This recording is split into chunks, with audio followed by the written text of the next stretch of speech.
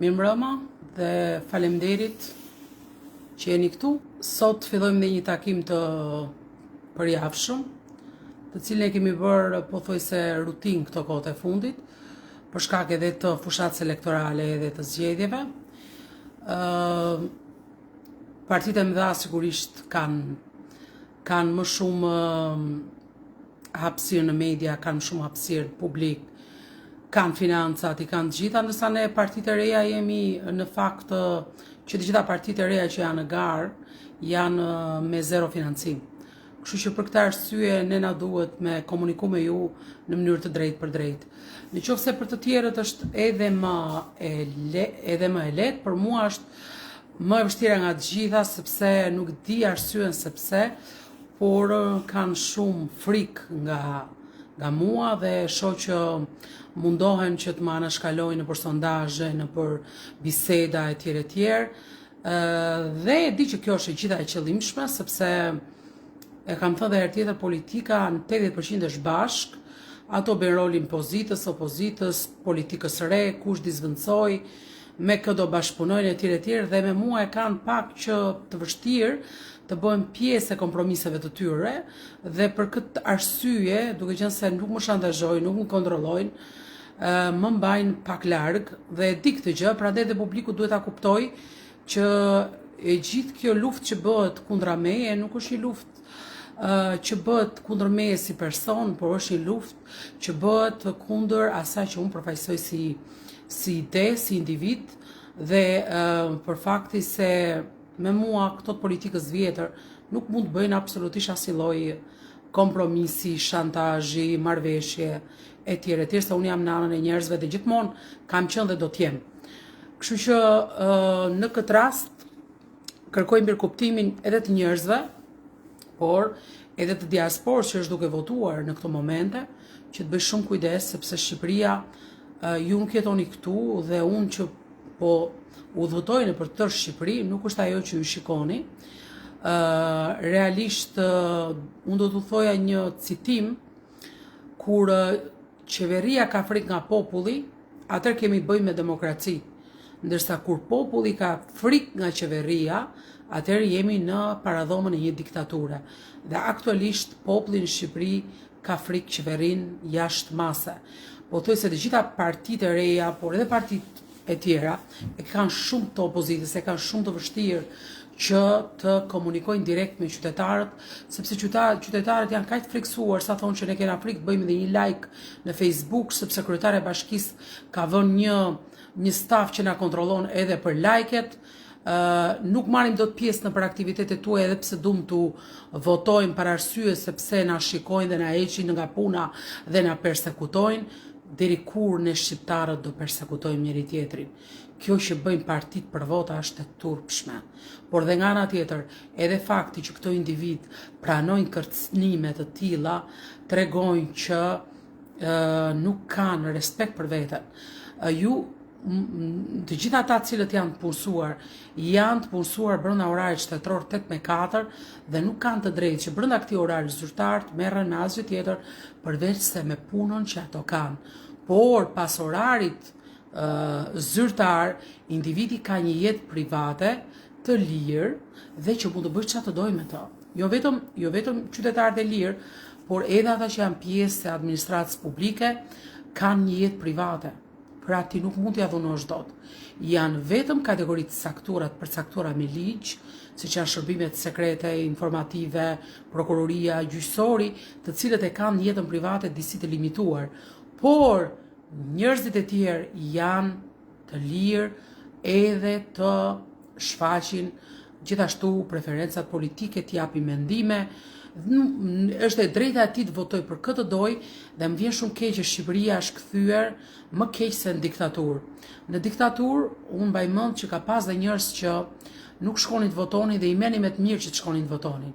Sot aktualisht këta kanë kaluar edhe kohën e diktaturës, sepse këta të marrin me dhunë votën, këta më besoni nuk ka që më kriminale në botë se të kërcënosh një nën ose një baba me bukën e fëmijëve të tij.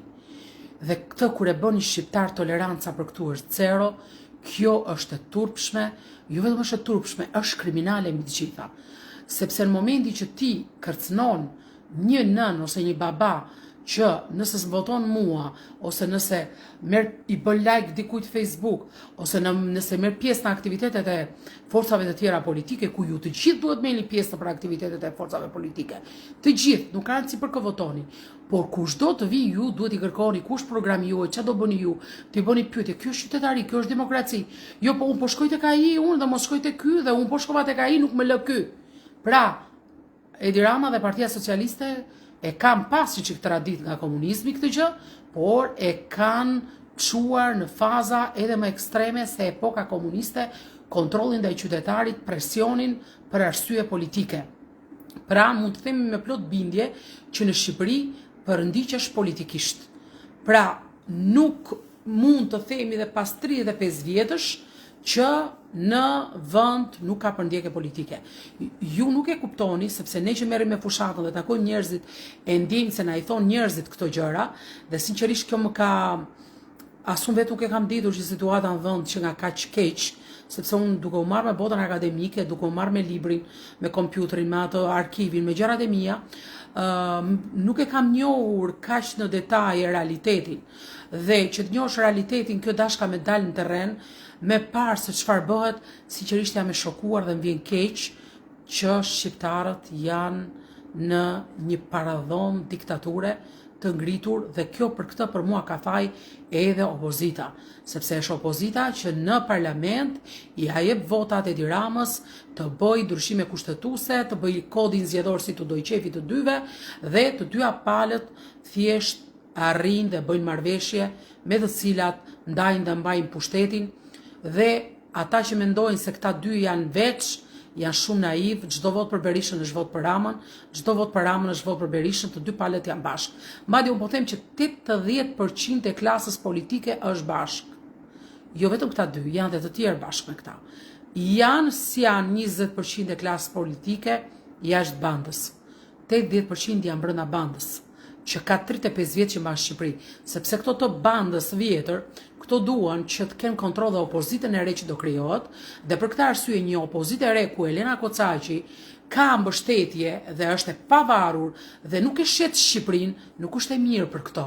Prandaj kur nuk më shihni te sondazhet e këtyre, dihet se sondazhet i bën vetë Edi Rama. Po, edhe merr në telefon dhe Berishën dhe këto partitë e tjera, sa përqind tu vën ty, sa ty, dhe nuk ka lidhje fare. Madje një kolegu im i partisë Adheu e regjistroi pikërisht një nga këto sondazhet që e morën në telefon, dhe emri im dhe i partisë tij nuk përmenden fare. Dhe nuk të pyet ai sondazhit fare për mua. Ai pyet vetëm për dy liderë të opozitës, si dhe janë 3-4 parti të reja, të cilat këto i mbështesin. I mbështesin për arsye sepse një pjesë e tyre merr financim nga vetë qeveria, dhe kjo është diet, kanë mbështetjen e vetë qeverisë, sepse vetë qeveria dhe politika e vjetër do që dhe politikën e re ta ketë në kontrollin e saj. Mua nuk më kanë në kontroll, dhe prandaj mua më diskriminojnë. Mua nuk më nxjerrin për sondazhe, nuk më nxjerrin, mundohen që edhe në televizione të më prishin punë, mos më nxjerrin. Dhe e keni parë ju që disa liderë të rinë gjithë ditën nëpër televizione prime time, duhet të keni parasysh një gjë që këto emisione prime time në kohë fushatash paguhet jashtëzakonisht shumë për të qenë tek ato, dhe prandaj ju duhet të kuptoni që këtu situata është e tillë që jo se s'dua unë të dalë nëpër televizione, jo se unë s'dua të dalë nëpër debate, por duke qenë shumë e arsimuar dhe patriote, klasa e vjetër politike bashkë me klasën e re ndjen inferior, se po të më kenë mua nëpër debate, sigurisht do dalin zbuluar në shumë pralla që u thon juve, dhe për këtë arsye këto duan të më heqin mua si faktor që nuk ekzistoj, me qëllim që kur të votoni ju, mua mos më keni fare parasysh që jam me numrin 7 në fletën e votimit. Dhe kjo fatikisht është një eliminim politik që këto bëjnë, është një përndjekje politike, dhe mua më vjen shumë keq që vendi është në këtë gjendje. Dhe në këtë gjendje kemi faj të gjithë, sepse ne kemi toleruar pikërisht të çmenduritë e këtyre. Dhe kjo duhet marrë fund. Jemi në një situatë vërtet alarmante nga pikpamja e demokracisë, ekonomisë etj etj. Unë përgatita një status, nuk e di nëse është postuar apo jo, në lidhje me programin ton për biznesin. Duhet kuptoni që këto duhen të mbajnë të varfër juve. pra mbajeni këto dhe dëgjoni nga Elena. Këto që po e them unë nuk ka thot asnjë politikan ka qapur. Sepse unë i kuptoj e di dhe prandaj po ju them, këto duan të mbajnë të varfër. Pse duan të mbajnë të varfër? Duke u mbajtur të varfër u kanë kontroll. Këto duan të mbajnë të lidhur pas një vendi pune në shtet me qëllim që të kontrolloj votën tuaj dhe të familjes tuaj. E kanë ngritur qëllimisht një sistem të tillë, t'u japin një lëmosh dhe nga ana tjetër këto të mbajnë në kontroll pikërisht shtetin dhe pushtetin, pronën, pasurinë tuaj. Pse nuk u japin letrat këto? Të marrë të reformës që u bë 751-shin. Pjesa më e madhe e shqiptarëve nuk kanë letrat e pronës. As të vjetër dhe as të re, sepse këto duan që pronën tuaj ta kenë këto në kontroll. Prandaj, kuptojeni që situata nuk ka më ku të shkoj më rënd se sa kaq. Dhe diaspora dhe ju brenda keni një detyrim para Zotit dhe para dheut tuaj të shpëtoni vendin nga kjo bandë e rrezikshme. Këta nuk janë politikan, këta janë bandë dhe janë të patësip, të paturp, sepse këta kanë 35 vjet që bëjnë të njëjtin gjë dhe nuk kanë menduar një ditë për qytetarët. Pse them unë që biznesi, ekonomia është thelbi dhe rritja ekonomike, sepse pikërisht arsyeja që emigron rinia është ekonomia, nuk emigron dhe siguria, dhe arsimi, të treja këto. Dhe prandaj ne kemi bazë të treja këto. Dhe themi që a mund të zhvillohet ekonomikisht Shqipëria? Po, shumë shpejt të dashur. Shumë shpejt, nuk do qeveria të zhvillojë ekonomikisht. Sepse qeveria e 10.000 kuota për infermieri dhe mjekësi që ju t'ikni në Gjermani, që këtu t'ikin meshkujt, që qeveria i shan meshkujt, thot meshkujt janë qyryk, nuk janë meshkujt shqiptar qyryk, se janë punëtor, kanë bërë vend kudo ku kanë shkuar, kanë ikur rrugëve maleve në emigracion, dhe ja kanë dalë, dhe kanë mbritur që nga rrugëve maleve të jenë me bizneset suksesshme, të jenë shumë mirë atje ku kanë emigruar, me luftë, me mund të madh, dhe qeveria thot që këto janë qyryk. Dakord, deri këtu. Dhe cila është prapavia e këtyre deklaratave? Prapavia e këtyre deklaratave është se qeveria Rama nuk i do meshkujt. Du ta keni parasysh këtë gjë. Pra, qeveria Rama nuk do meshkujt shqiptar. Dhe arsyeja pse nuk i do meshkujt shqiptar, se historikisht mashkulli shqiptar ka qenë mashkulli më i fortë në botë, për nga pikpamja ushtarake, për nga pikpamja ekonomike, reputacionit e tjere tjere.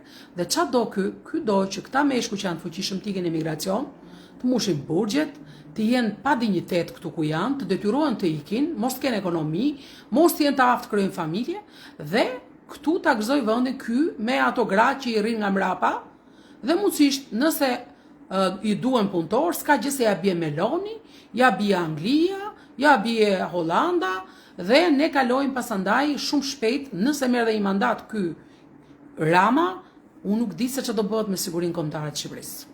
Nuk e di. Nuk di. Ky është shumë i rrezikshëm për këtë gjë. Duhet ta kuptoni, Liri nuk është Partia Socialiste, partia e Fatosnanos. Edhe ata që janë militant Partisë Socialiste duhet ta kuptojnë këtë gjë.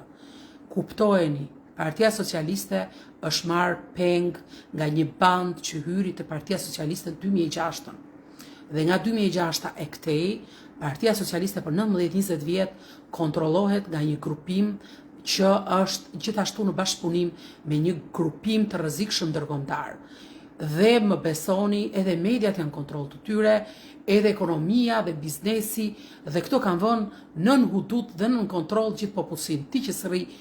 Ti që s'pranon, nuk u bindesh atyre, të injorojnë, të tallin, të bullizojnë, të lënë pa ekonomi dhe të detyrojnë që ti ikësh edhe të lënë dhe pa punë. Ndërsa këto që ju bindën sigurisht i përdorin, kur nuk u duen më i çojnë te spaku, kur u duan vazhdojnë i përdorin. Pra kjo është situata në Shqipëri. Asnjë politikan nuk u thot këtë që po ja them unë. Se unë nuk jam politikan, unë jam nga ana juaj dhe kam hyrë në këtë për Shqipërinë, s'kam hyrë as një sekond për asgjë tjetër. E kam thënë edhe tjetër, më është dash 10 vjet i mush mendjes që të merrem me politikë në kushtet e Shqipërisë, sepse ju e dini se çfarë kategorie njerëzish është marrë me politikë në Shqipëri.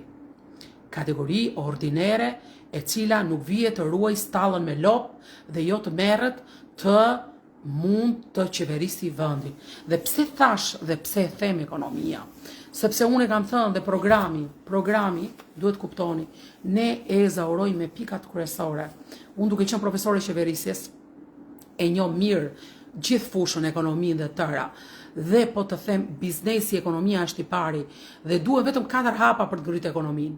Asnjë nga këto nuk ka thotë se nuk din, nuk duan dhe s'duan fare të din. Ndërsa unë i mendoj se si ta bëj, këto të tërë flasin prapa mas bregu, merren me pasojat, nuk merren me rrënjën e problemit. Që ne të kemi një ekonomi dhe një biznes të zhvilluar dhe një shqiptar të fortë, së pari duhet të ketë disa masa ekonomike. Një është vetë qeveria që duhet marrë disa role regulator, planifikues, orientues në biznes, siç e ka Japonia.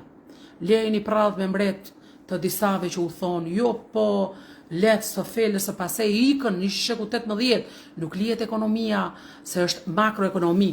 Qeveria duhet kuptoni, bon të mundur pikërisht këtë gjë. Qeveria menaxhon biznesin publik makroekonomik, që do të thotë qeveria menaxhon pikërisht parat publike, që janë gjysma parave tuaja, pronën publike, gjithashtu ajo orienton dhe biznesin që të rritet me qëllim që këto parat i kaloj në buxhet, nëpërmjet taksave. Tani dum ne, ekonomia dhe është e lidhur me qeverinë. Ata që u thonë që qeveria nuk duhet ketë rol në ekonomi, janë ata të cilët duhet vjedhin pronat tuaja, pasurinë tuaj, parat tuaja dhe të gjejnë bëjnë anineshi siç kanë bërë këtu 35 vjet. Që privatizo këtu, bë këtë me qëllim që t'u vjedhin juve pasuritë siç kanë bërë. Jo, qeveria duhet ketë rol. Dhe roli si është si në modelin japonez. Pse modeli japonez është i suksesshëm sot në botë dhe i Singaporit? Sepse ata nuk bëjnë se hir qytetarin e vet. Ti të shkosh tani, ti investosh dhe të falimentosh. Atëherë cila është përgjegjësia ime si qeveritar? Unë humb, sepse qytetari im ka humbur parat. Ato para nuk u zhvilluan, ato para nuk erdhën taksat atime në buxhet, dhe nga ana tjetër unë kam humbje, si gjithë shoqëria. Pa nëse humb tim biznes si qytetar, ka humbur gjithë shoqëria dhe shteti. Prandaj ne duhet ta shpallim prioritet këtë. Si, hapi parë. Qeveria duhet bëjë një plan biznesi për çdo që do të investojë. Dhe ti thotë, ka këtë zonë të lirë, këtu, aty, ky është plani biznesit, shikoje, kjo kostoje, kjo dhe pas planit biznesit duhet shoqërohet dhe me studim tregu.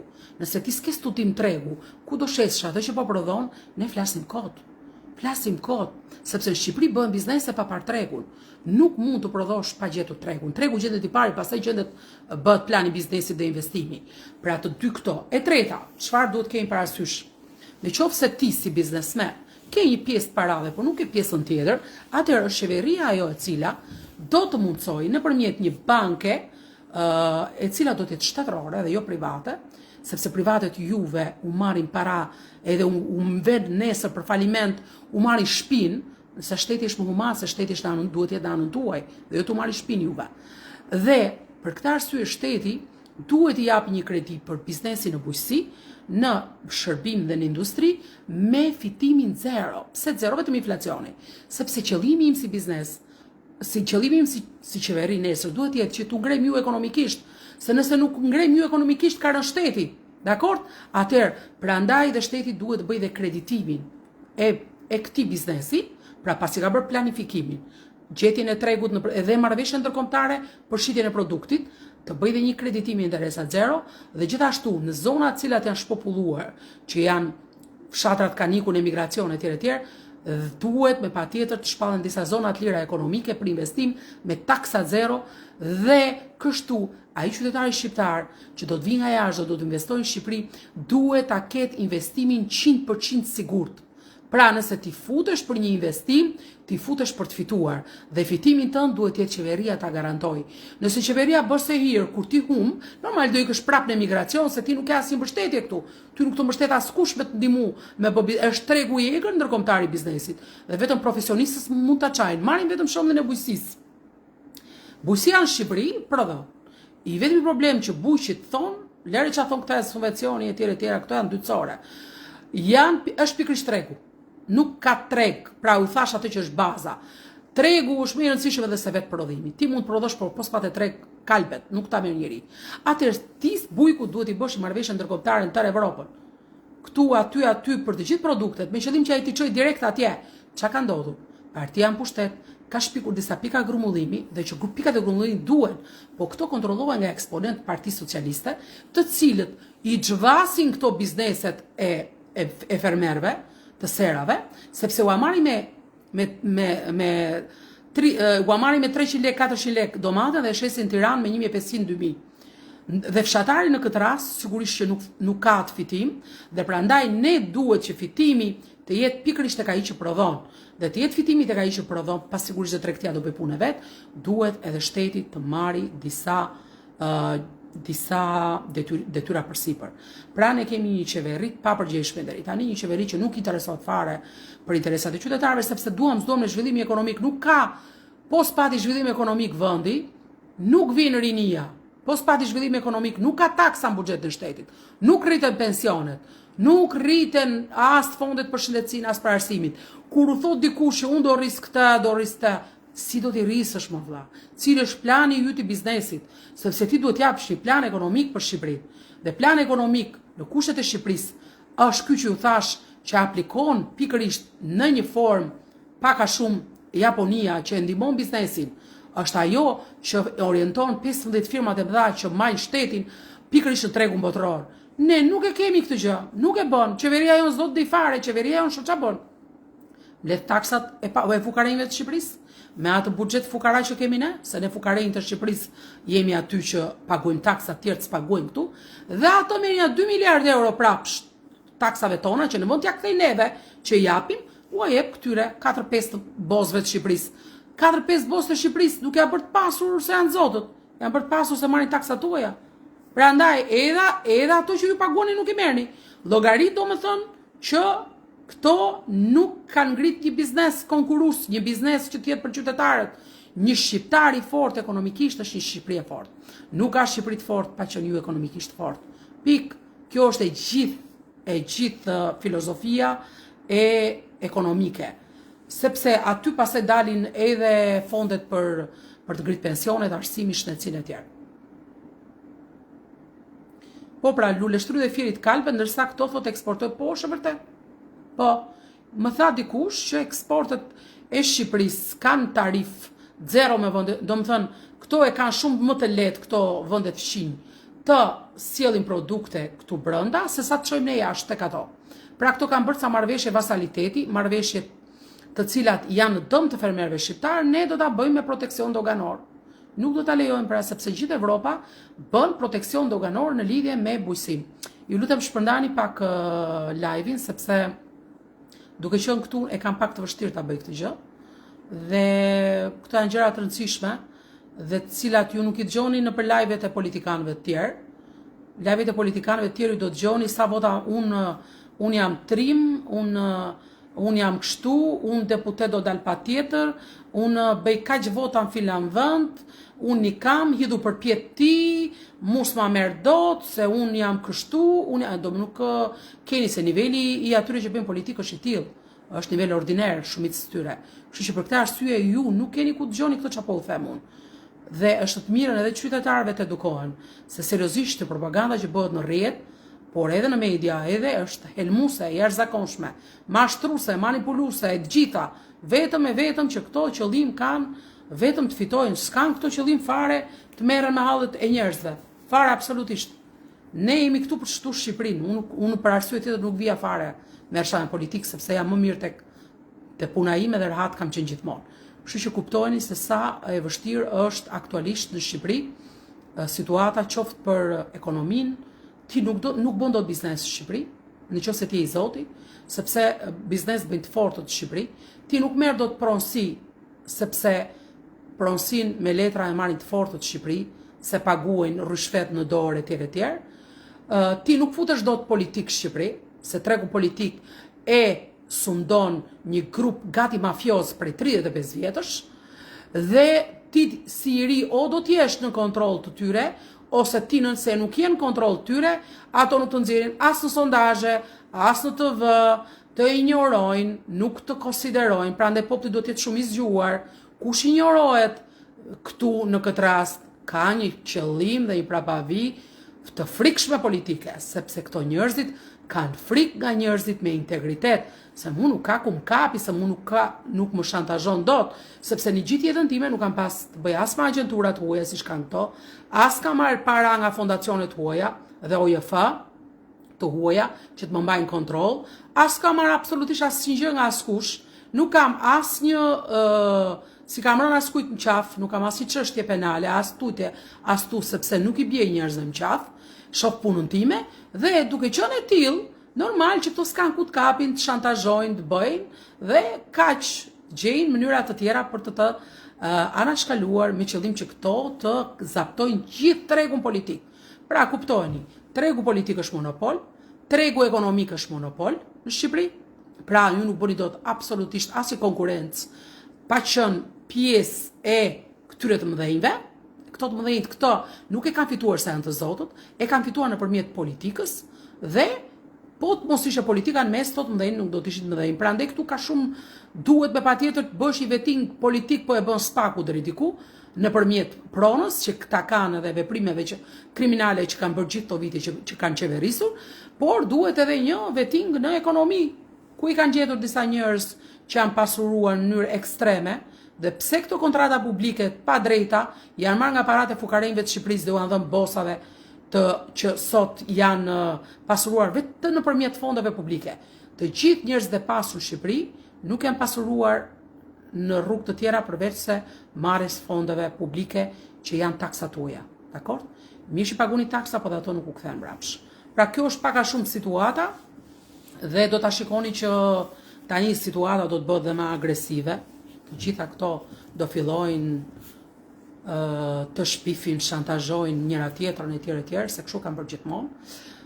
Gjithsesi un pash diku një shkrim që ishte bërë për mua, nuk duhet ja përmend fare emrin e asaj gazetës që kishte bërë një shkrim për mua.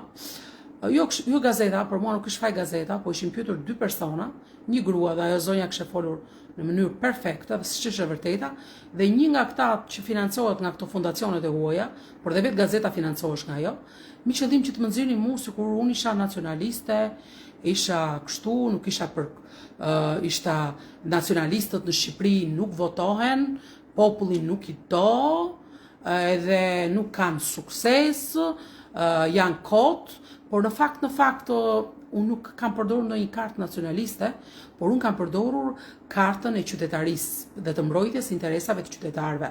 Nëse mbrojtja e interesave të popullit tënd është nacionalizëm, atëherë unë jam nacionaliste.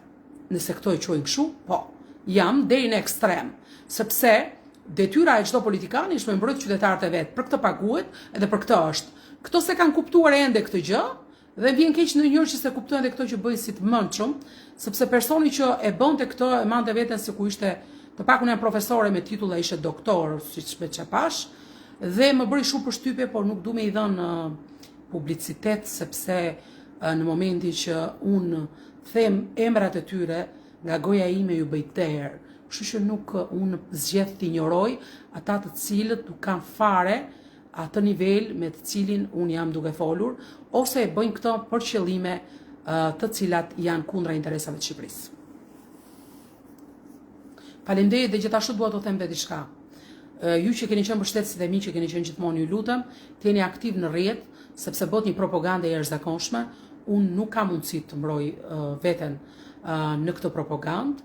Keni parasysh në sondazhet që këto bëjnë, të ndërhyni që pse nuk është emri im aty, por edhe në këto, sepse është shumë e rëndësishme, këto partitë e tjera kanë nga të gjitha partitë e vjetra dhe të reja, kanë patronazhista, edhe këto të rejat.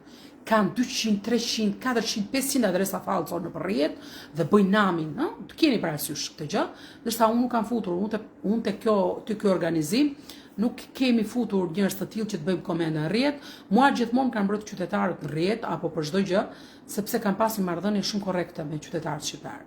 Po keni parasysh që lufta tani është shumë e ashpër politike dhe kërkoj mirëkuptimin tuaj edhe mbështetjen tuaj. Zonja Elena thot vajza ishte pyetur nga ChatGPT, kishte pyetur ChatGPT kush është liderja e përkryer për Shqipërinë dhe ChatGPT kishte dhënë përgjigjen Elena Kocaqi. Bravo, bravo ChatGPT, sepse ChatGPT është inteligjente, e di. Shos është e bukur kjo kaltron, nuk e dija. Nuk nëse e vajza e ka të përgjigje me screenshot ma nisi se vërtet që nga shumë interesante. Po ChatGPT është inteligjencë, normal që i do i vlerësoj njerëzit sipas inteligjencës. Kështu që pse këdo vlerësoj ChatGPT, këta që zihen gjithë ditën? Sigurisht. Po problemi është sa na vlerësojnë njerëzit, kjo është çështja, sepse njerëzit bredhin prapa mashtruzve, prapa që këtyre që i gënjejnë, një pjesë i kërcënojnë etj etj. Dhe sidomos ju të diasporës që jeni duke votuar tani dhe do merrni fletët, ju lutemi shpëtoni Shqipërinë. Nuk është as pak situata siç u nxjerrin ju nëpër media, mos shikoni gradaçelat, janë të borsëve të krimit, nuk kanë lidhje fare me popullin. Mos shikoni rrugët janë cop vritesh nëpër rrugët e Shqipërisë nga gropat edhe nga ato, edhe janë bërë me çmim 3 fish të Evropës. I kanë bërë vetëm për të fituar këto që i kanë bërë. Këto dyja janë investimet e Shqipërisë, kaq asgjë tjetër. Dhe gjithçka tjetër është histori, korrupsioni, nuk e keni idenë se si me sa mund jetojnë njerëzit tu dhe prandaj gjejnë mënyrë për të emigruar. Dhe ju që emigroni, t'ikni nga Shqipëria për shkak të këtyre dyve dhe të votoni prap këta dy, ju qofshit. Unë nuk di çfarë të them më. Ju qofshit. E di që te këta të rinjët një pjesë janë si këta të vjetrit, por mund të gjeni në një tek këtu 1, 2, 3 edhe për ta votuar. Kështu që bëni kujdes. Mos bini pre e të gjithë politikës dhe propagandës që bëhet në rrjet, në media, në sondazhe. Është e gjitha falso. Kanë folur me 2 persona që merren me sondazhe. Një që është drejtëresha një sondazhi, më tha Elena, e dim të gjitha që nuk janë të vërteta. Edhe dikush tjetër që e bën një sondazh që del te një televizion, që del aty njëra thot, edhe ai është i një, po e bën vetë Dirama. Po edhe një sondazh televizion tjetër që del një burr, edhe atë e bën vetë Dirama. Kështu që mos u besoni atyre, thjesht ato duan që nëpërmjet sondazheve të dalin sikur ju nuk më doni mua, sikur nuk më, por në fakt ata sondazhe nuk pyesin fare për mua. Sepse janë regjistruar, janë incizuar dhe mua dhe një tjetër atë zotin Osmani nuk e kanë përmendur fare. Ta them sinqerisht, përmendin PD-n, PS-n, zotin Lapaj, zotin Qorri dhe zotin Shehaj. As i tjetër. Këta do votoni për këtë, për atë, kush u pëlqen ky apo ai, ndërsa mua fare. Dhe po mendoj se kjo është totalisht e qëllimshme dhe është pikërisht për këtë gjë, sepse po të më përmendin ose edhe në sondazhe që bënin rrjet, e keni parë që këto nuk e vën foton time, unë jam vetëm grua në zgjedhje. Sa turp për gjithë këto. Sa diskriminim që meshkujt shqiptar janë të tillë. Unë mbështetje më të madhe kam nga meshkujt shqiptar. Dakor? Me thënë të vërtetën, në qoftë se meshkujt shqiptar nuk do të më kishin mbështetur në gjithë të punë që bëj, unë do të isha këtu sot. Dhe meshkujt e thjesht shqiptarë, që janë patriotë dhe janë njerëz që janë, falni vetëm, po, që janë njerëz të cilët e duan Shqipërinë. Kjo është e gjitha. Po kemi dalë Selman Terren. Dalim Selman Terren, njerëzit kanë frikë nga PS-ja. Të duam shumë, thon, do të votojmë, por te mitingu nuk vim, thot se kemi frikë nga partia. E kuptoni ku e kanë çuar këta vendin? Jo vetëm mua, u thon, pothuajse të gjithëve. Të gjithëve, unë këtu kam 2 muaj të paktën që e shoh për ditë. Terren jemi, ne sot jemi në Kavaj, edhe në Rogozhin, pikërisht edhe vetë do të jem atje. Në terren jam. Ne jemi terren, por çështja është këtu që unë isha në Lezhë këtë javë, ju betohem një situatë terrori në qytet. Nuk e dija që Lezhë, që ka ato traditë vjetër, qoftë, të ishte vënë në sundimin dhe thundrën e partisë në pushtet, u çudita. Qa s'kam dëgjuar atje? Qa nuk kam dëgjuar madje në atë moment që unë ka nga Lezhë, ndodhi edhe një vrasje aty, dhe ikëm natën në përshi dhe sa futem te rruga e autostradës së zotit Ulaj, që e ka bërë 55 milion euro kilometri katror, një pellg i madh më lëvizi makinën sa majtas djathas dhe nuk di se si kemi shpëtuar pa bërë aksident. Ja, këto janë rrugët e Shqipërisë dhe kjo është Shqipëria. Prandaj, mos u gënjeni nga ato që nxjerrin këto, madje këto nuk kanë nxjerrë asgjë sepse këto ky gjati nuk po premton absolutisht asgjë, ky po thot bufi vetëm. Bufi thot ky pasaporta evropiane, kaq to dyja. As do të di fare, imagjinoni domethënë ta marri ky prapë pushtetin. Por ky është skifter, ky tjetri mirë bufi ky, po ky tjetri është skifter. Edhe bufi, sipas këtij, nuk është aq i pafajshëm. Është çik më i mirë se ky nga pikpamja e të lexuarit e tjerë, por kam mbledhur rreth vetes bisha historikisht, dhe të cilët i kanë bërë dëm shumë të madh Shqipërisë. Dhe ai zbesohet më. Prandaj si bufi dhe skifteri duhet të kishni ikur. Po atë e ikin e bëni ju, nuk e bëjnë dot ata. Për arsye sepse ju një pjesë gënjeni, një pjesë u blejnë votën, një pjesë u avjedhin edhe ja aty rrin ata, që të dy. Dhe qëllimi i tyre ky është rrin aty. Dhe këto zgjedhje 11 maj sinqerisht janë shumë serioze për Shqipërinë. Ku do veni më 35 vjet, ku do shkojmë më? Nëse këta përsëri Rama është në pushtet, se dhe Berisha e ka 10 vjet jetë në opozit, aty do jetë, se s'ka nuk merr Berisha dot, si ka marrë në ditë më të mirë ti marri sot. Atëherë i bie që nuk duhet jepni PS-s fot. As të dyve këtyre jo. Po edhe PS-s në asnjë mënyrë. Po të rria ai edhe një mandat tjetër, unë nuk di çfarë do bëhet me këtë vend më. Sinqerisht po them. S'u kam gënjur për asnjë gjë. Është aventurier i rrezikshëm. Pik, nuk e ka mendjen për punë, nuk di të punoj, është i paaft, është i pa zoti, kaq. Është i aftë për batuta. Nuk qeveriset vendi me batuta, njerëzit duan të hanë. Njerëzit duan të vishën, njerëzit duan të edukohen. Ky e ka mendjen se e kanë terezi vet ai, prandaj. Kanë terezi vet, dhe prandaj s'do të di fare për të tjerë. Se ka kuptu fare që është për këtë punë. Këta e kanë ka peng pushtetin. Në një vend tjetër nuk të toleron njëri si tolerojnë në shqiptarët. Kush të mban pushtet çu tallesh me njerëzit?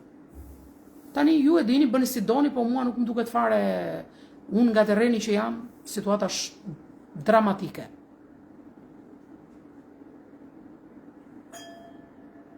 Erikson, faleminderit.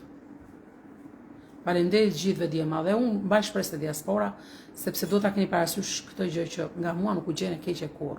Nga Elena Kocaqi kurr, përveç se do keni të mira. Besnikëria ndaj popullit tim do të jetë derisa unë të vdes ekstreme siç ka qenë. Unë e kam mision këtë jam e betuar. Pra nuk kam unë fare asnjë qëllim tjetër përveç se unë me sytë e mi të shikoj që ne të kemi një vend të fuqishëm këtu ku jemi, të kthehen, mos ta ikin fëmijët, të kemi një zhvillim e për çfarë na mungon mos kemi të zhvilluar. Na mungon ato 4-5 pika që u thash fillim. Që qeveria duhet të shikoj pronën dhe biznesin e qytetarit me dashuri, me dhimbshuri dhe ta shikoj atë si prioritet dhe duhet të kuptoj që falimenti i qytetarit është falimenti i shtetit. Por këta nuk duhet ndin fare për ju, sepse këta nuk e konsiderojnë këtë falimentin e qytetarit si shtet, se këta kanë zaptuar shtetin, pushtetin, territorin, pronën dhe gjithçka. Këtyre ju nuk u duheni fare. Si doni bëni ndat, çrrini ndat çikni. Kaq. Edhe po zvotot votojnë vet ata. I mushin kutit siç kanë bërë gjithmonë dyja palët. Kështu që është i moment tani që të vjedhin sa të vjedhin këta, sa të vjedhin do vjedhin këta, sigurt të dyja palët. Po të paktën të thyen që mos marri asnjë nga këto 71 mandate. Berisha si menje, po i mori PS-ja sa ajo rrezikon që se ka pushtetin, do të jetë katastrofë për Shqipërinë. Ka i ditë them. As mos prisni më asgjë. Ai kur zbëri 12 vjet s'ka ç'a bëj më. Do bëj gradaçelat e tyre dhe kaq. Ju rrini ikni bëni si doni. Tani, kandidatët i keni të gjithë në atë, ne kemi marrë kandidatët që janë listat mbyllura në gjithë kontrolluar, kanë kaluar në gjithë filtrat, janë me diploma, janë njerëz të mirë, janë njerëz pa inkriminuar, etj, kështu që nëse votoni do të jeni, votat do shkojnë dorë të sigurt. Votoni vetëm 7 parti në AKSH. Nuk votohet kandidati dhe mos votoni kandidat se do ngatroheni, sepse ka listë të mbyllur dhe listë hapur. Për shembull, unë jam listë mbyllur në Tiranë. Nëse ti vën numrin 7 dhe më voton edhe mua aty vë një kryq, ti e ke bërë votën të pavlefshme. Nuk votohet lista mbyllur, votohet lista hapur. Sa të ngatroheni ju, më mirë votoni partin lart, numri 7 dhe kaq, jeni në rregull.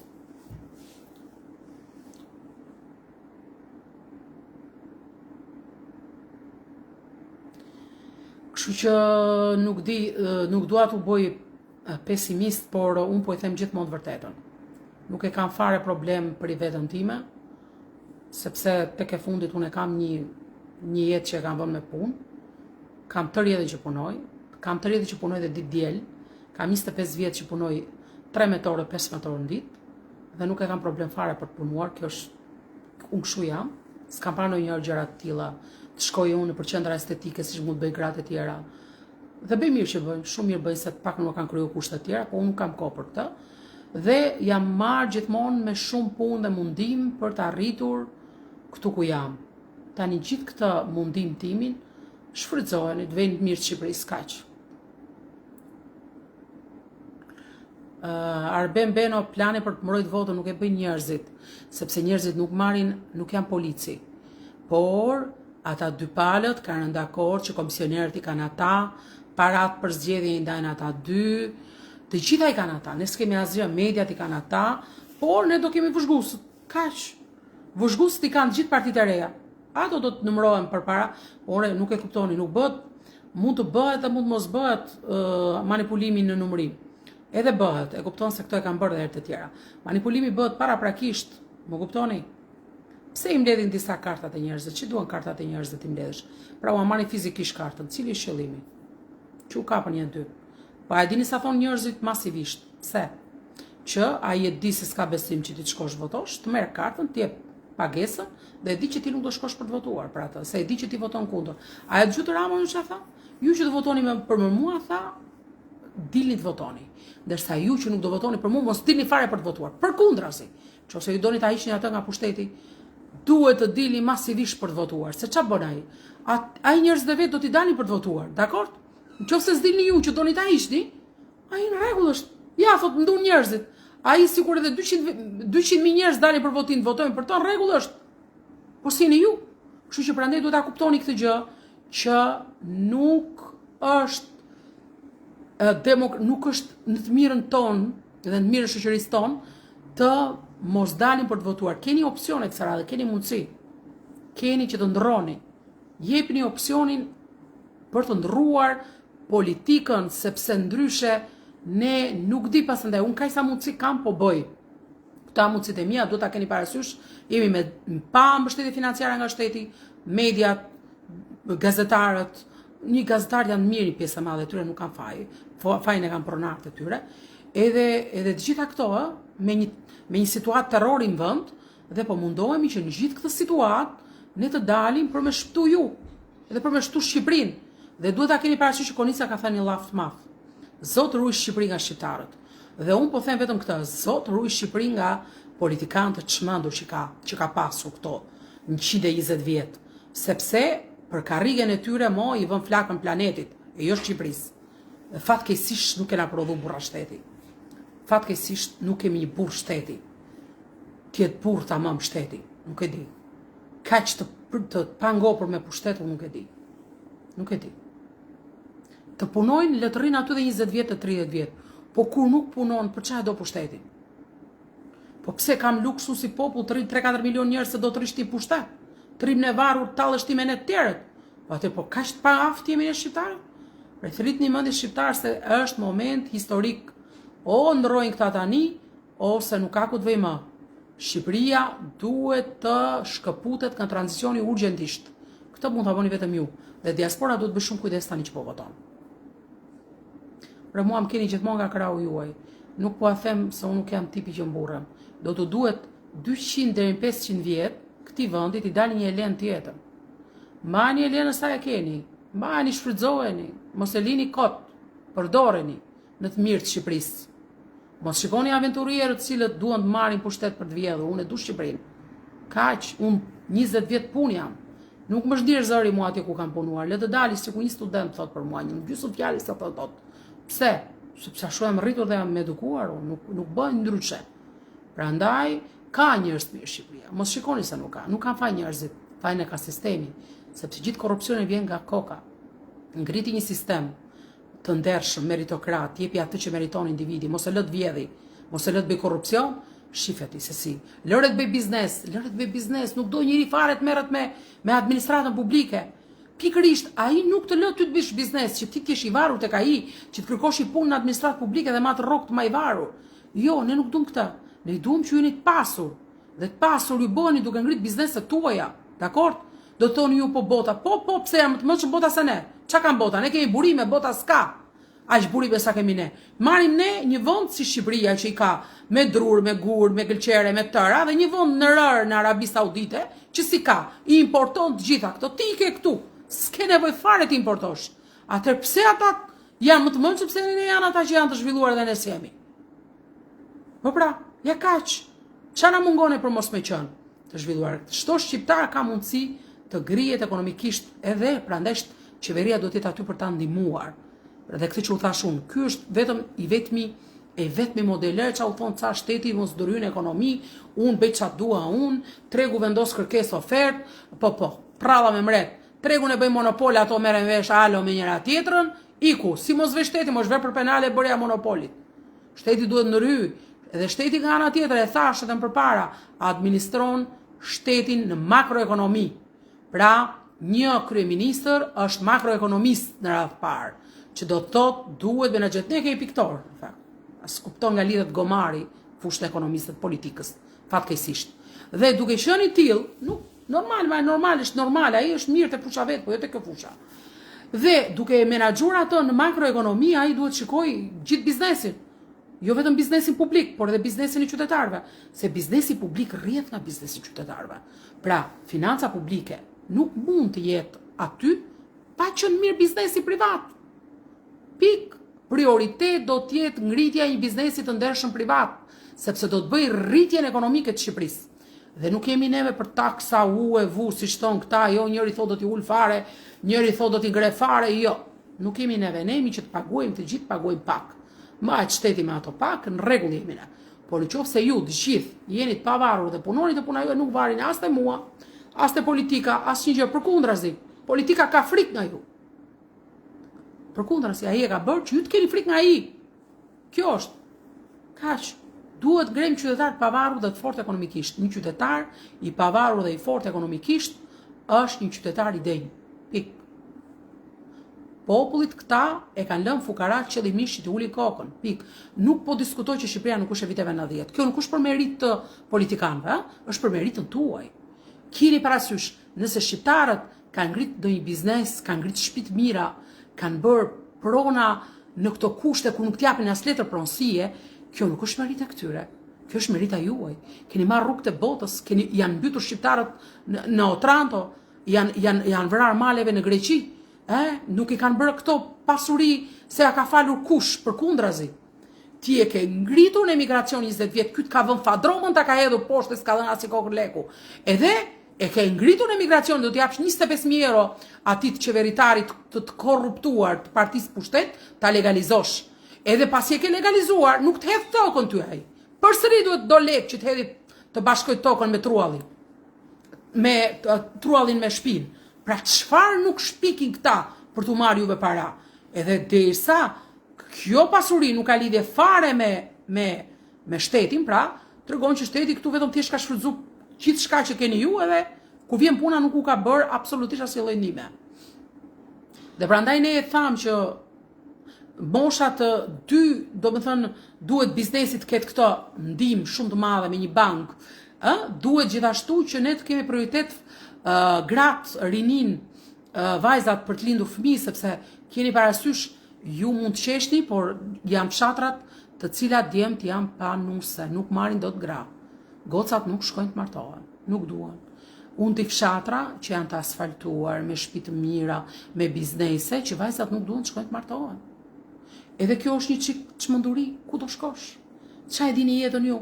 Se do shkoni në Gjermani dhe po pret Gjermania të rri kështu në rresht për ju? Do bëni gjithë VIP? Jo mor zotri. Po ne kanë qenë gjithë botën, do shkosh të punosh nga mëngjesit e ndark. Kush të fal gjë sot? As më kesh në vend botës që nuk ke shtëpi. Pra, i rrisni ide fëmijët me idenë që jeta është shumë e shkurtër dhe nuk është aq e gjatë sa mendon kur je 20 vjeç. Që ti në këtë jetë shkurtër ke shumë detyrime, do të krijosh familje, do të bësh fëmijë, duhet të bësh biznesin, shkollën, edukimin, dhe nuk ke kohë ti të bësh aventura me jetën tënde. Emigracioni më sot nuk duhet të jetë zgjidhje. Nuk duhet të jetë, ishte në kushtet ekstreme kur 92-96-ën Berisha prishi tër fabrika, uzina, bujqësinë gjithë dhe ikën njerëz se mbetën pa punë. Po sot është turp në këto kushtet ikën njerëzit në emigracion prap. Kështu që kjo është zgjidhja. Edhe një gjë tjetër, në lidhje me martesat, është problem vërtet shumë i madh, sepse kjo ul numrin e popullsisë të fshatra, braktis fshatrat, nuk ka lindshmëri fëmije, nuk ka krah punë nesër që të punojnë bujqësi etj. E kuptoni çfarë varfërie e madhe është për Shqipërinë? Prandaj bëni dhe kujdes me vajzat që keni në shtëpi. Jeta nuk është aventura, që do ikin në Tiranë, do ikin në Gjermani, do ikin këtu, do ikin aty. Jo, nëse gjeni një djalë shumë të mirë, me familje të mirë, punëtor, i cili punon, distanca midis fshatit dhe qytetit është 5 minuta, 10 minuta sot.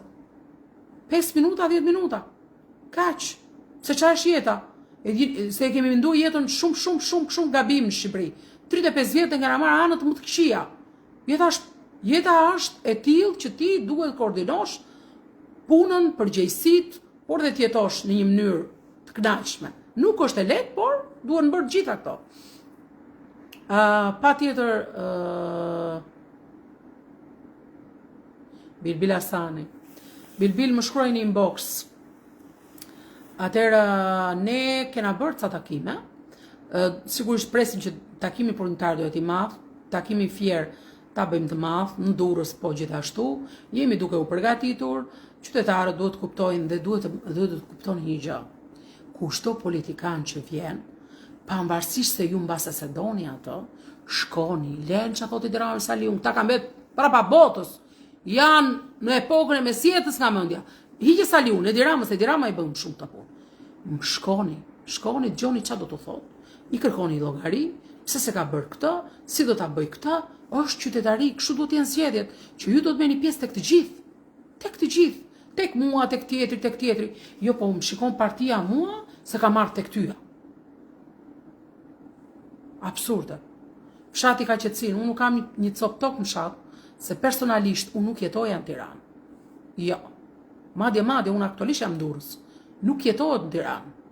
Sepse Tirana është bërë një qytet i pajetueshëm për shkak të babësisë së ndërtimeve të qeverisë së Partisë Socialiste këto 12 vjet. Nuk kanë lënë më vend pa ndërtuar pallate dhe ka shkuar metri katrorit i pallatit, si kur këto pallate janë në New York me 2000 euro metri katror, kur ti sa del në balkon shikon dritaren e komshisë apo murin e komshisë, se nuk ke asaj asgjë. Edhe ta marrësh me 2000 euro, pse?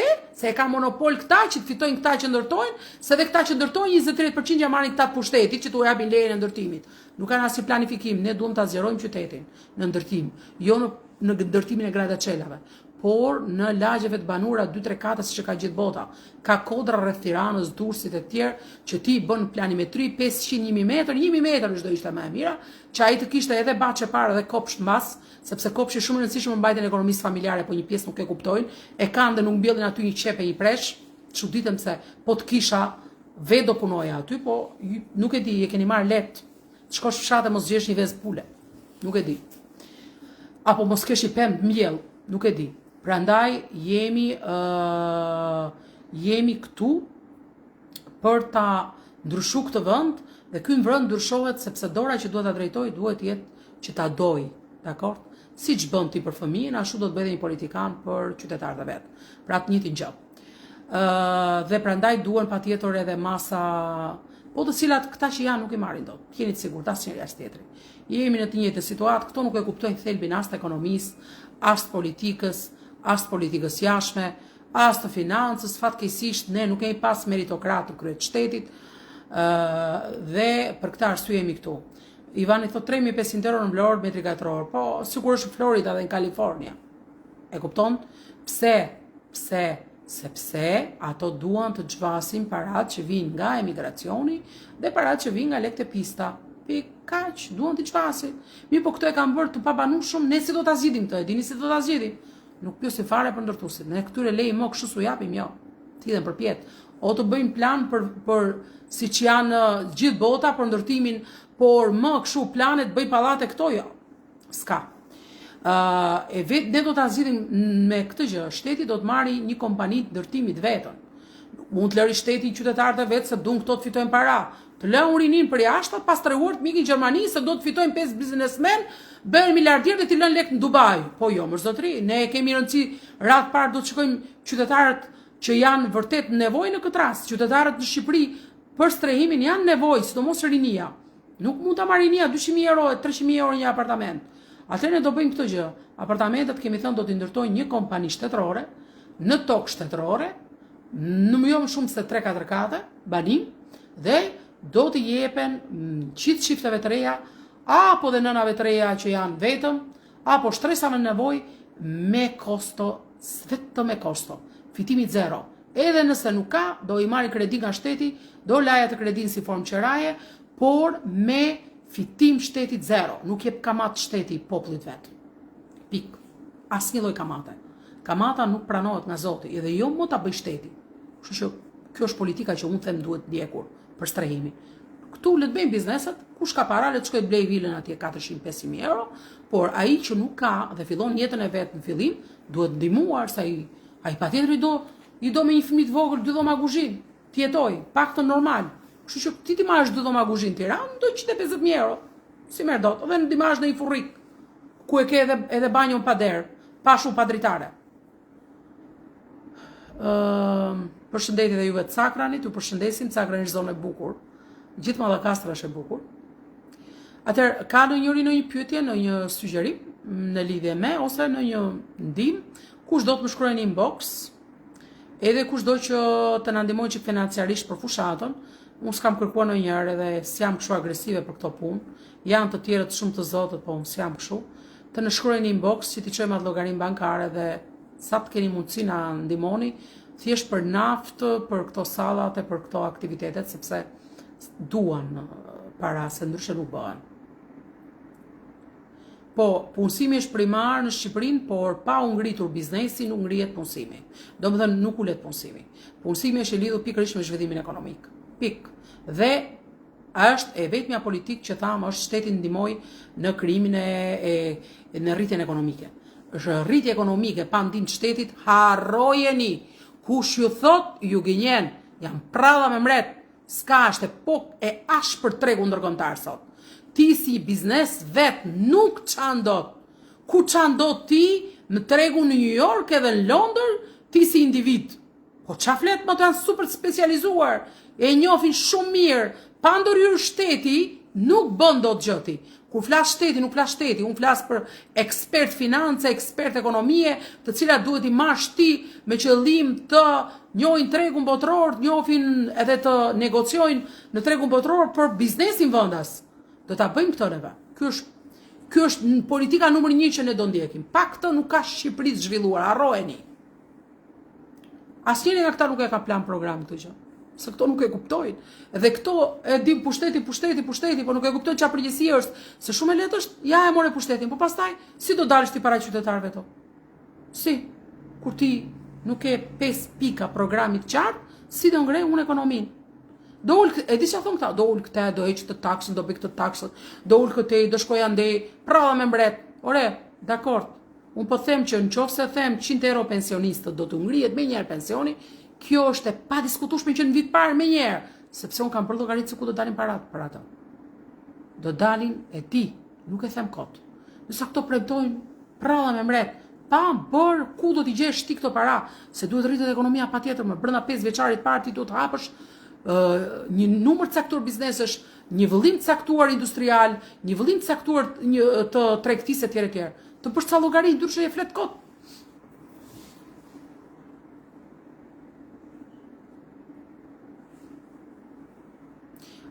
Ivani thot pse nuk bashkova ti me lapa dhe shamban dhe kështu ata sa kanë për vete të sigurt.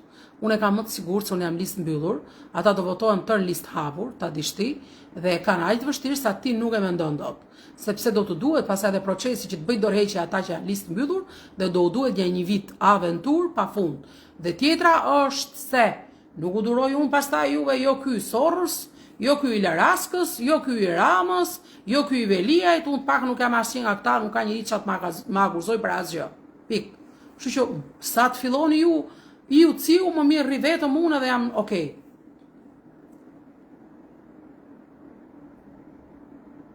Fatmir gjatë duan thirrë specialistë më të mirë shqiptar, po. Ky është plani. Ne kemi në botë, kemi një rrjet intelektual janë mbi 3000, të cilët mund t'i thrasim edhe t'u japim rroga që të jenë të kënaqshme sepse e ngren ato Shqipërinë. Më dëgjoni mua. Mos keni frikë njerëzit e ditur. Ua kam thënë gjithmonë. Ai as të vjedh, as të vret, as të pret. Përkundrazi, ai mundohet me batë që ai jep atë që ka. Kështu që është për të mirën e Shqipërisë. Dhe do të jetë politikë, jo vetëm kthimi i rinisë, por edhe kthimi i trurit i pari.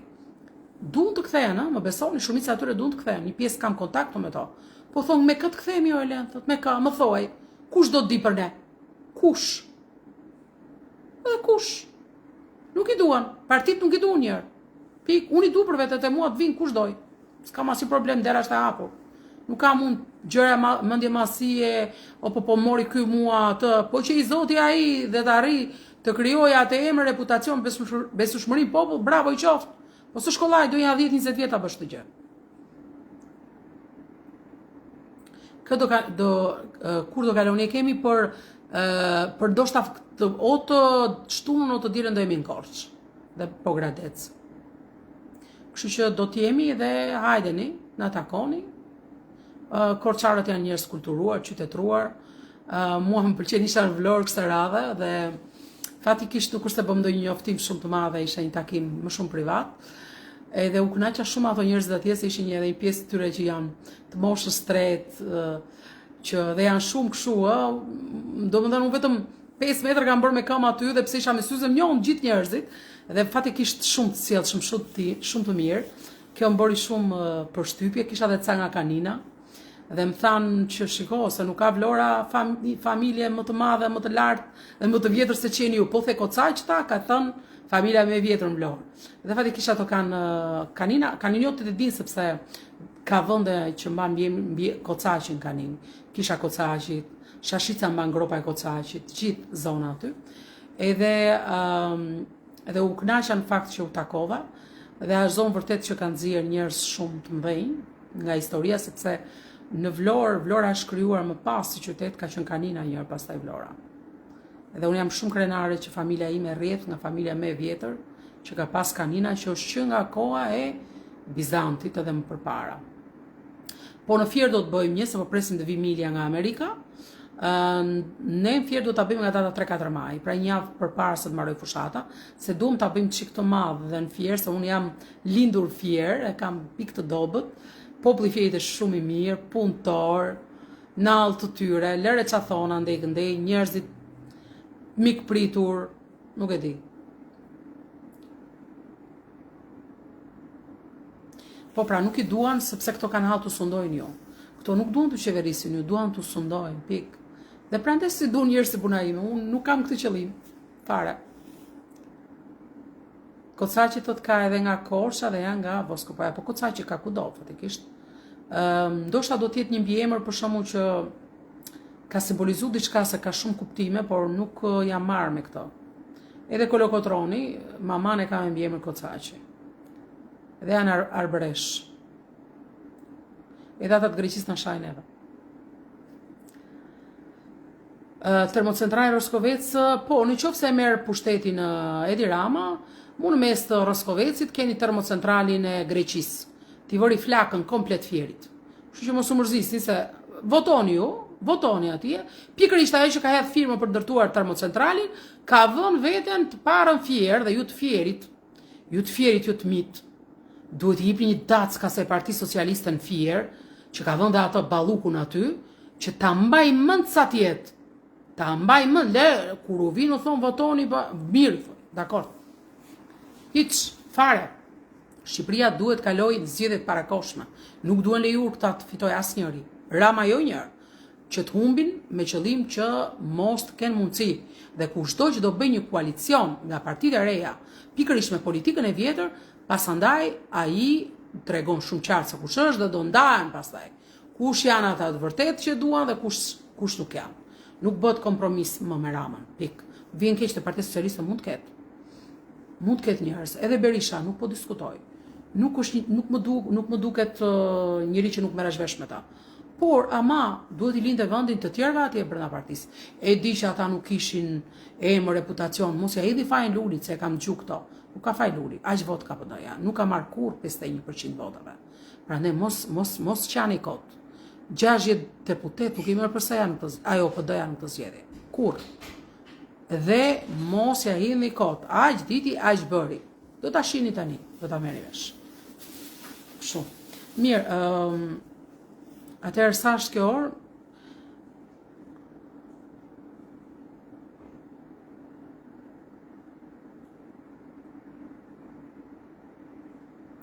Për Shqipërinë Bashkimin Evropian, thotë. Ne kemi dy, integrim vertikal dhe integrim horizontal. Horizontal është integrimi ynë kombëtar, vertikal është integrimi në BE. Në qoftë se beje si do qefi, do na integroj. Nuk si do qefi, nuk do na integroj. Në qoftë se ti rritesh ekonomikisht tu ku je, nuk të duhet fare beja. Dakor? Çe do bën? Unë po u thash unë që në prizmin që nëse ne rrisim ekonomikisht, njerëzit tani bëjmë të fortë, rrisim turizmin, rrisim bujqësinë, industri, çfarë duhet bëjnë? Çfarë do vesh të pagosh taksa? Bëja tani ti ke nevojë për të, nuk gjendet. Pik. Nuk të ka ndihmuar, nuk të ndihmon. Pik. Ti futi këto vendet e tjera. A i futin Bullgarinë, Rumaninë, Tarak, kot i futi. Se më kishin plotësuar kushtet këto. I futi se janë kristianë dhe janë kufi me rusin. Ju mos prisni fare këtë gjë një. Ti bloni gjitha kushtet e tjera. Kështu që mos e shihni BE-n si një alternativë si thot Rama, prallë me mbret Ramës. Se Rama nuk thot shqiptarëve që të zhvillojmë ekonomikisht këtu, po thot do t'u jap pasaportën, u tikni dhe ju që keni mbetur këtu. Dhe ky është premtimi i Ramës. Pra, t'u jap pasaportën, thot ky, tikni edhe ju që jeni. Po këtë pasaportën se ka, ky se jep dot. E kanë ata të tjerë. Ky është problemi. Se po ta kishte dhe ata mbi 85 vjeç sipas programit të Ramës, nëse kanë vendosur të vdesin, shumë mirë, Rama i varros falas. Vetëm vdisni. Kaq.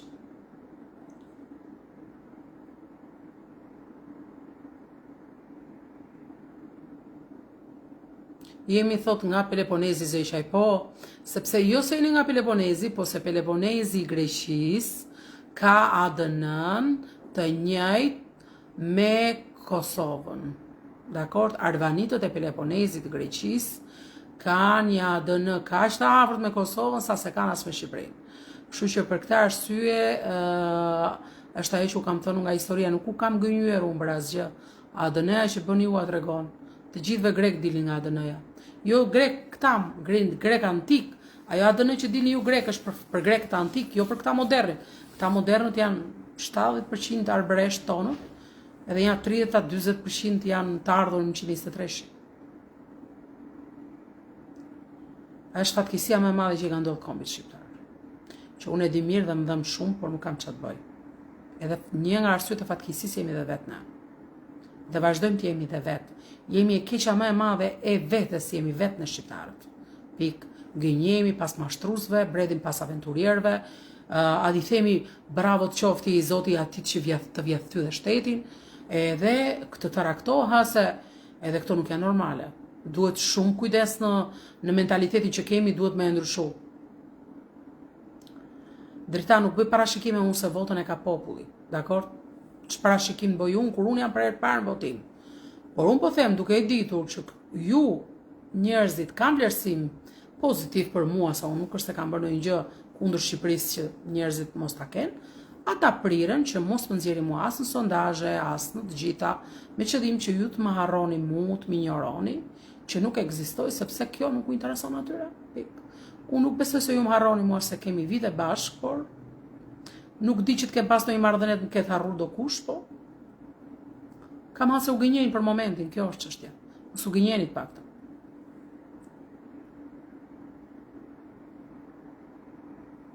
Përshëndetje ju nga Fieri. Po, për vlerësimin e historisë, Lel Koni nuk bëhet pa ikur dhe pa u shkrirë Instituti Albanologjisë dhe Akademia e Shkencave. Ato duhen shkrirë dhe reformuar nga e para. Aty janë një tufë parazitësh, ignorantësh, të cilët jo të gjitha, se ka dhe shumë të mirë nga ata, se i njoh se kanë bërë doktoraturën aty, por pjesë e atyre që janë marrë, janë një pjesë janë shkolluar të shkolla albanologjisë në Serbi, dhe janë shumë të rrezikshëm. Pik. Vazhdojmë me politikën ruse për historinë dhe arkeologjinë. Dhe në programin tonë gjithashtu ne kemi që gjithë fshatat i lire, qytetet i lire, të cilat një pjesë shumë e madhe janë nëpër ferra, ne duhem të zbulojmë të gjitha këto dhe të shkoj rruga aty për të qenë vizitueshme dhe të gjitha ato zonat që kanë aty për shembull, ju të shikoni janë disa vende në jug të vendit, por nuk ka fshat pa një objekt arkeologjik, që ato janë pasuri për atë gjitha të zonën. Këta i kanë lënë ferr, aty s'ka as rrugë të shkosh duhet të ngjitesh malit me vit. Ja kjo i kanë bërë. Dhe kjo për mua është e qëllimshme. Sepse kjo ju sjell shumë të ardhura pikërisht shqiptarëve, ne duhet synojmë që të ardhurat nga turizmi në Shqipëri të jenë të paktën 5 miliard euro në vit. Ky duhet të jetë synimi, jo më pak se kaq. Nuk e di që s'mund të krahasohemi me Italinë që ka 80 milion turistë, e di që s'mund të krahasohemi me Turqinë, e di që s'mund të krahasohemi ndoshta edhe me Greqinë, por ama ne mund të mbajmë një turizëm 12 mujor, një turizëm i cili mund të japi Shqipërisë deri 5 miliard euro, në qoftë se këto paguajnë taksat, se ka dhe një evazion fiskal shumë të madh. Po shteti duhet ta bëjë, unë të jap ndihmë, por dhe taksat duhen paguar, se s'ke si ta ndihmosh biznesin ti nëse s'paguan taksa ai. S'ka, ato barat janë nga taksat, nuk ka tjetër. Dritan Muça nuk flasim ende për asnjë aleancë, por me Ramën jo njërë. Sikur të vare vetëm në një vot Rama, unë kur nuk e epja. Kur.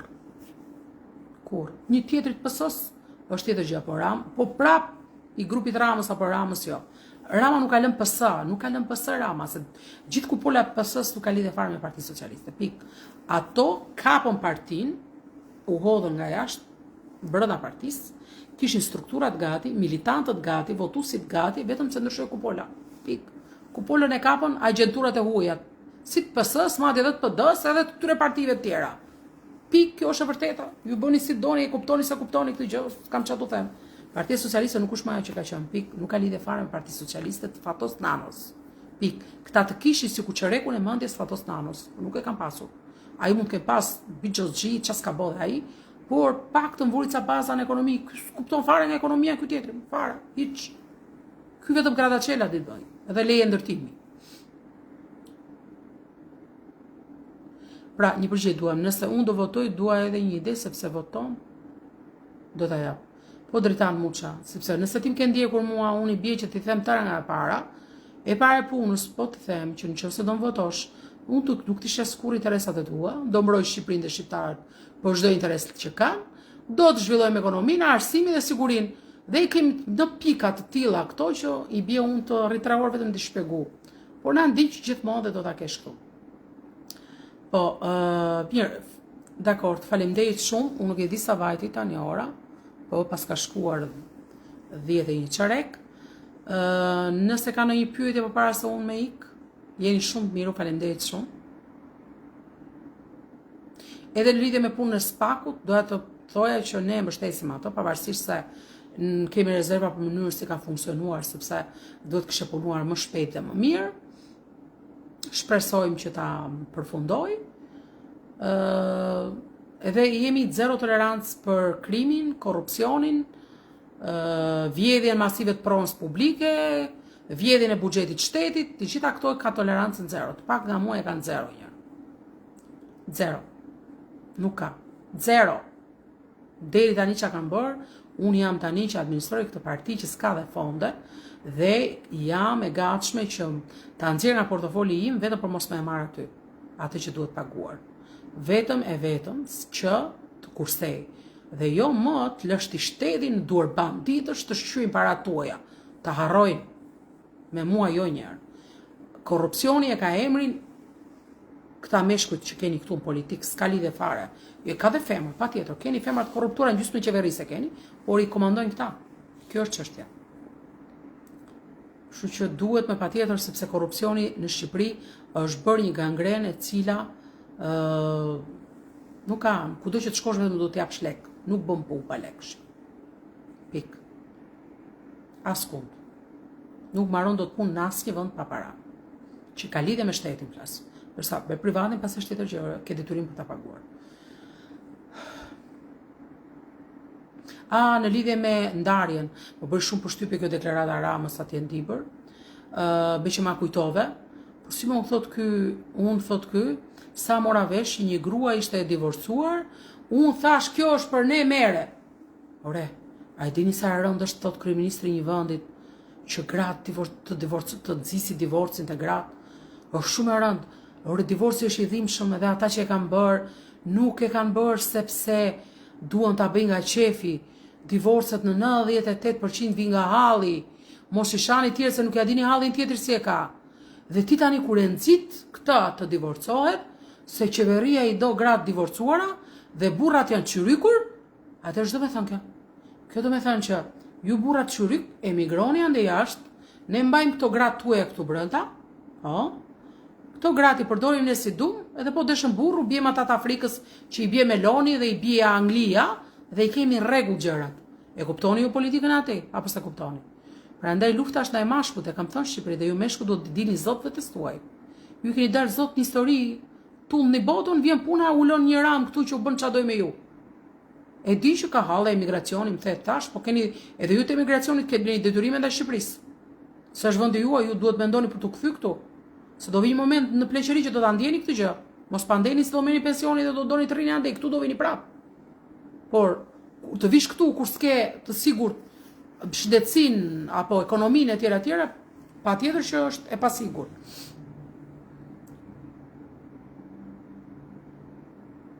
Edhe pse na erdhi posta, jo nuk mund të votoni. Juve do votoni vetëm me post, ju që keni votuar, qeni të votuar. Isheni nga sistemi, që keni votuar nëpërmjet pikërisht votimit që u ka ardhur me post. Ajo quhet që ju jeni të votuar, regjistrohet, shkon direkt në sistem. Nuk votoni do 2 herë. Por ju lutem, votoni. Më dëgjoni Elena dhe se kur mos më doni mua. Gjeni dikë tjetër. Megjithatë unë nuk e di sa kam unë për mos të dashur, po hajde dhe e zëm se nuk më doni. Se ka dhe nga ato që s'mdun. Së mos sa që janë xheloz më tepër. Këta që besi grek falco. Por votoni. Votoni. Pik. Po studentët i kam dashuri, e kam thënë herë tjetërin. Pavarësisht se ta e kuptojmë me vonesë një çik, ose e kuptojmë pasi s'më kanë më mua, po për Robert Zaçe, po patjetër e kemi thënë që do bëjmë vetting pron, komplet. Të gjithë këtyre që kanë para do kalojnë pronën vetting. Të justifikojnë ku e kanë gjetur. Dhe gjithë prona publike do kalojnë vetting. Ku ka shkuar? Pse është dhënë një pronë 30 vjet, 90 vjet me qëra, etj etj. Kujt i është dhënë, pse është dhënë? Momenti që kjo pronë është dhënë në mënyrë abuzive, strategjike etj etj, do të hiqet. Është prona juaj ajo, nuk është prona atyre që e shfrytëzojnë. Ata do ta shfrytëzojnë vetëm nëse ju përfitoni, nëse ju s'përfitoni s'kan punë. Absolutisht. Interesi publik është interesi më i lartë qytetar. Interesin tim e mbroj vetëm. Interesi publik është problem, sepse aty është interesi i gjithë shoqërisë. Mirë, Bujar Kremi, Elena vdes për ty, aq shumë të dua. Faleminderit Bujar, të dash Zoti dhe tyja, rrofsh. Atëherë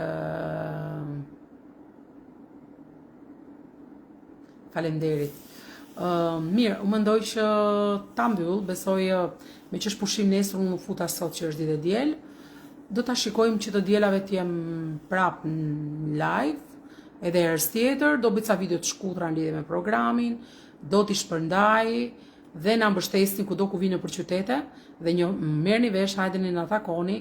Unë jam femër, e kam pak më të vështirë që t'jem më e futur, por duhet ta kuptoni këtë që jam shumë e thjeshtë, e dashur, edhe njerëzit kur më takojnë nga afër thonë wow, ne na duke shumë e rëndë kur të shohim nga televizioni, po ti që nga shumë tjetër gjë. Dhe realisht jam tjetër gjë. Patjetër Alfred, patjetër. Mirë. Faleminderit shumë gjitha.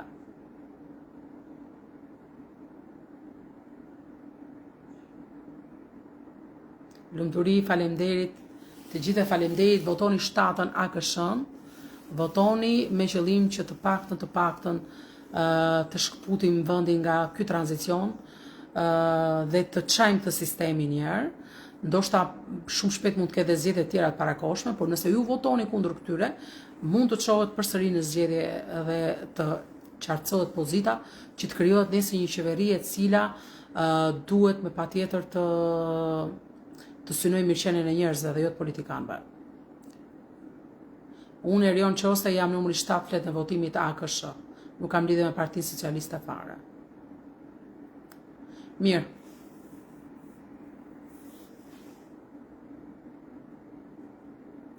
Qazim Bela. Po, shumë herë më kanë thënë të gjithë që pse syn, por për mua ka qenë goxha e vështirë se unë kam pas fëmijë të vegjël, kam pas shumë halle. Kam pas kualifikimet, shkollë pas shkolle, doktoratur, titujt, gradat. Nuk ka qenë e lehtë, e kuptoni, kam bërë një jetë tepër stresuese. Shkrimi librave, ju të dini jetën time, thoni wow, ka që re, ti ke bërë këto. Tani res jam, po hajt mo. Mirë. Patjetër që do jem zëri juaj, do të përfaqësoj me shumë dinjitet dhe do ta shihni. Nuk kam për të lozur më aty brenda siç kam bërë deri tani që tallën. Të paktën, unë u bëj letra të çoj spak. Nuk kam shirë kur është puna për atë që t'u vjedhin juve. Por në status që unë kam pas tani, kam qenë jashtë sistemit, jashtë politikës, nuk kam pas çfarë të bëj. Bujar Grëmi, faleminderit shumë. Bujar Grëmi, ti do t'jesh nga Fieri? Besoj. Se kam e emrin Grëmi në Fier. Faleminderit Behar, suksese, faleminderit. Unë do t'jem të dielën, edhe të shtunën mund t'jem kësë radhe, e di pse? Se mbaroj Big Brother, shqyro zot. Shpëtuam nga kjo çmenduri masive, unë nuk e kam parkur, po shoh që një pjesë e shohin edhe për këtë arsye nuk... Pra, herë tjetër do t'jem të shtunën online, dakord? Të shtunën në darkë. Po, Artan, po patjetër, unë do t'jem nesër çik në Rogozhinë dhe një pak në Kavaj, do të dalim një çik me grupin për taku njerëzit, për të shpërndar ca fletushka, kush të doj të vi, na takoj, ne jemi të hapur, të kënaqemi me muhabet, vetëm ko për kafe s'kebi, se kështu, por për të tjerat po. Unë jam dhe kështu e muhabetit, dhe sidomos me këtë të moshën e tretë një më shkon muhabeti shumë, nuk e di pse, me këto pensionistët. Po, Afet Morina, faleminderit shumë. Faleminderit gjithë dhe Bujar nuk kam plan për me u thu tani se është fushata. E kisha për në Amerikë edhe nuk shkova dot për arsye sepse është fushata. Është shumë përgjegjësi për mua të jem këtu tani.